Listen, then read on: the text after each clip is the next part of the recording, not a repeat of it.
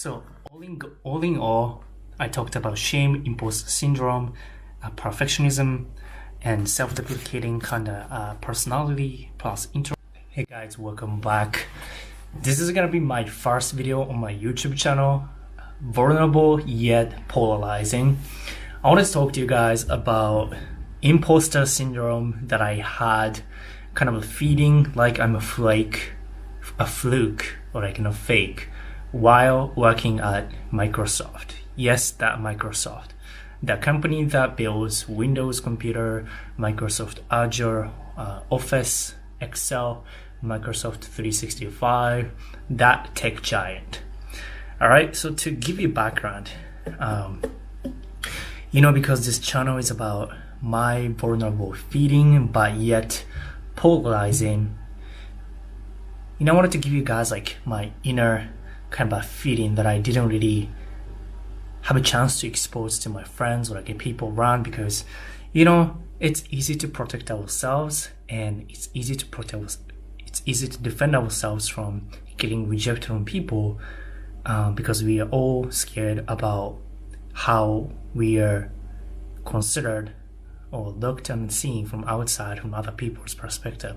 So we always like to have a shield to protect against our ego, and basically we don't want to be shamed, we don't want to be embarrassed, we don't want to be in a weak and naive spot where we feel like we are not strong enough, we are not smart enough, we are not intelligent enough, we are not successful enough, we are not 100,000 excuses, like reasons you can fit in the gap. But I want to talk to you guys. So I worked at Microsoft in the main campus. This is story time, all right? This is story time. So bear with me if I'm choppy, because this is a really unedited video about my story, stuff that I didn't really talk about before, but definitely a lot of people probably experience. All right, so when you think about Microsoft, it's like, oh my God, that's like one of the biggest companies in the world, like Google, Apple, Facebook. Like, wow, that's amazing. Some people have already even told me, wow, your parents must be so proud of you. That kind of stuff I got, when I told them that I worked at Microsoft. But, the reality is that, yes, I was super excited. Like, the day like I had a job offer via email, I was like so excited. I was like, my life changed. And a lot of people think like that. And yes, it did. But while working at a Microsoft, there are things like, like self-doubt. If I'm like good enough, if I'm smart enough to work at Microsoft and deliver results to, your manager. And you're just only new to computer science or software engineering because you were a second, third year student while I was doing an internship at Microsoft. So I needed to learn a lot. Just because I got internship offer from Microsoft or Google or Facebook doesn't mean like I knew everything. I needed to learn a lot of stuff, and then looking back now was pretty basic stuff like JavaScript, jQuery, or C# stuff. It could be about object-oriented design stuff. After like 3, 4, 5 years of experience right now, I can definitely say that, some of the stuff that I was doing was pretty basic. But as a third year computer science student, it was pretty tough for me. And especially in the beginning, the learning curve is pretty high, right? In computer science, it's one of the most difficult majors to study in university, engineering, computer engineering. But anyway, so I felt like I wasn't able to. I was feeling a little bit nervous because not every Friday. I'll give you background. Every Friday afternoon, there's some kind of intern events going on. And my boss, like my manager, told me to leave the office, around 5 p.m. so that you can enjoy Seattle in the summertime. I guess my boss was told by probably HR department to tell interns to do that, because intern experience is not just about working, but it's also about having a good fun experience during the summertime in Seattle. And the summertime in Seattle is super beautiful, like lakes, beach, mountains, hiking, all that sorts of stuff. So intern comes with fun summer experience as well as fun project, live, like a real life experience at one of the biggest companies in the world, tech companies in the world. So he told me to go, deep the office like 5, but obviously great power comes with great responsibility, and to be able to be efficient and effective at work, and then be able to leave office early so that you can play softball, go to a softball game, or go do fun with other intern students. You need to be super effective and efficient. You need to be good at what you do. And for me, the project that I was working on during that time wasn't something that I was used to in terms of tech stack. So I was new to JavaScript, jQuery. I was new to C# as well. C# is more advanced than Java. It's proprietary Microsoft language. A lot of stuff were new to me. So my strengths at the time was Java. And I transitioned to a little bit like in full stack development. And I a little struggled a little bit. And also as an intern, we are not used to being exposed to huge, gigantic code base, which is quite often the case when you start working at much bigger companies, like enterprise companies, as opposed to startups where everything is like greenfield, meaning that everything is starting from the small project. If you go to big companies, they have gigantic code base, and you need to be able to understand, read code, jump from one function to another class to be able to understand the flow of execution, and you need to spot where to edit, where to refactor code, where to add new code. And that takes a lot of practice, try and error. And that's something that I really struggled a lot. So there was I remember I did 7, 8, 9, 10 iterations of code review. That took a lot of time because obviously code reviewer also has work to do. So there's some turnaround time back and forth. I commit fixes based on code review.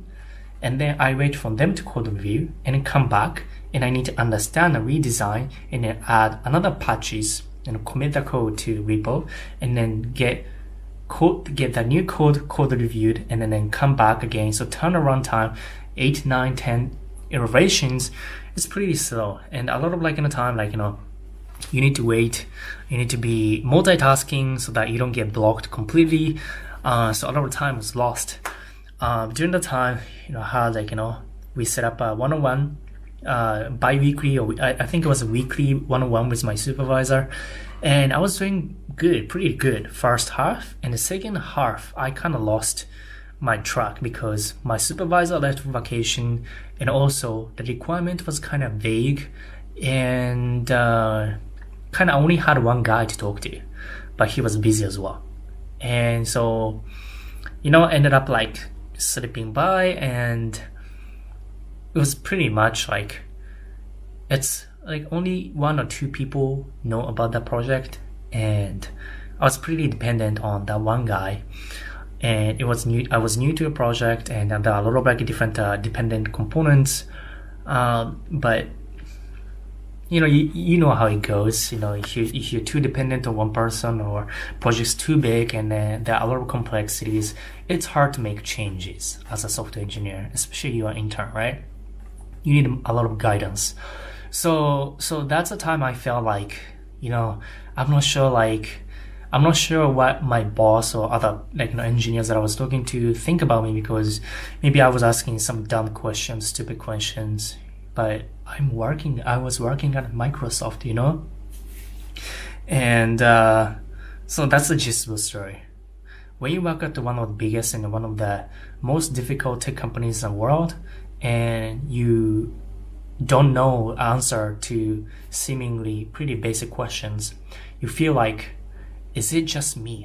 Is it just me that who can't figure out this problem or questions? Is it just me that who cannot understand this basic question, this basic technical issues or technical problems? And I felt asking questions to those people surrounding myself would be making myself a burden to them. I feel if I'm asking them questions, I feel I'm stealing their time, or I was bugging them, I was being a burden to them. I felt not self-sufficient.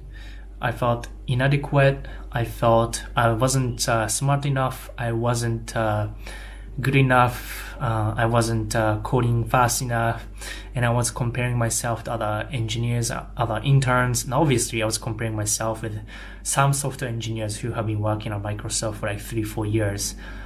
So definitely a lot of things were going south by doing that kind of stuff psychologically, because everybody comes from a different place, right? And even if you don't know about some technology or some stuff, it doesn't mean you are not smart. It doesn't mean you are not good enough. It's just that you weren't at the same stage as other people are right now at the moment.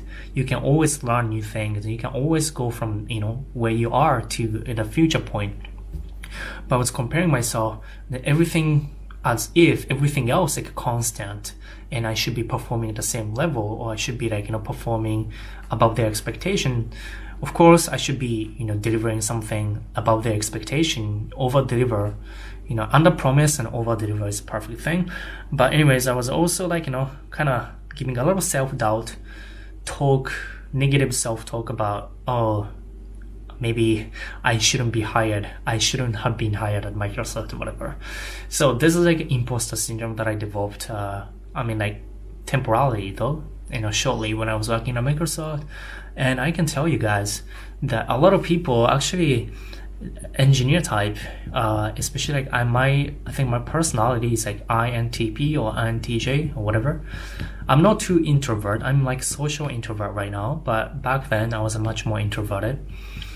And I had a language issue as well. I grew up in Japan, so I went to Canadian University when I was 20. So it was only 2-3 years into Western university's education. So I had a lot of stronger accent that I have right now, and a lot of stuff cultural thing, communication thing.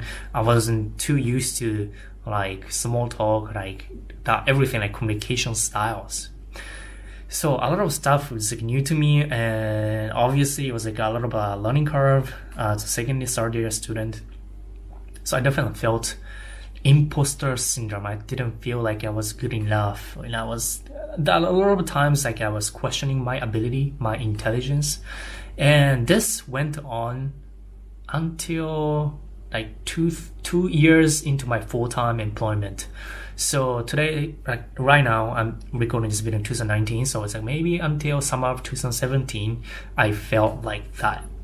Maybe because I was more self-deprecating, and I was more humble and modest and perfectionist, which is a really bad recipe to have the imposter syndrome, because shame loves perfectionist. So all in all, I talked about shame, imposter syndrome, perfectionism, and self-deprecating kind of personality plus introvert. So all in all, I experienced that throughout my education, computer science in university. And after 2 years, maybe a year, 2 years, and working with different kind of people, and being able to identify where I am, what is my skills. Until after I was able to objectively measure my skills, I was feeling like it was all, is it just me kind of, question, self-doubt. So I guess that's it. I just wanted to talk to you guys about imposter syndrome. I'm pretty sure a lot of people have this kind of issue as well, especially people who are perfectionists, especially people who are hardworking and have a higher standard. It happens a lot to software engineers, believe it or not. A lot of Google engineers, they have suffered from imposter syndrome because the standards are really high, and the peers surrounding themselves are also super smart. So you're in a relative environment where high density but super smart, intelligent people were constantly telling you that you're not good enough, or maybe implying that you're not good enough. So we think, we believe what we see, right? So if we spend every single day in that kind of relative subjective environment, then we start believing that we are not good enough, we are not smart enough. And so that's a danger of that, like believing that we are not good enough, we are having too much self-doubt. Of course, there's some value in self-deprecation and humbleness, but at the same time, it is not healthy to keep having that kind of perspective and damaging your self-esteem, damaging your confidence. Because if you have more negative thoughts, then you're going to perform much more negatively. Whereas if you are more confident and you're certain about yourself and your skills, then that's going to bring a lot of positiveness to the way you interact with people and behave at work, which is going to change the perception of who you are and your skills as well. So perception of who you are of other people is going to impact how people measure and evaluate your skills. So that's something that I learned over the course of 4 or 5 years working as a software engineer in multiple environments in different companies with different teams and different people. So I guess takeaway, if you feel like, you're not good enough working at big companies, I've been there. And that is the end of this video. Vulnerability and polarizing. Alright, if you enjoyed this video, push that like button. I will see you guys in next video. Bye bye.